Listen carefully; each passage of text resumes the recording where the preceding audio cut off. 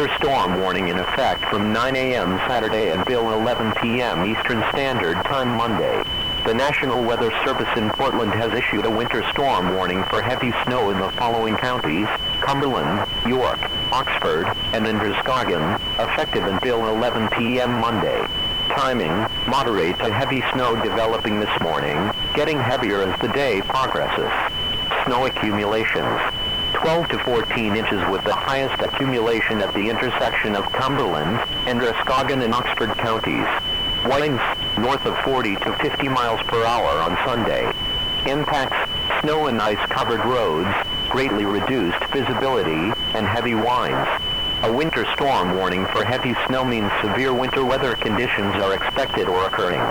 Damage to siding or roofs is likely, non-secured objects will be blown away, and power outages are a major possibility.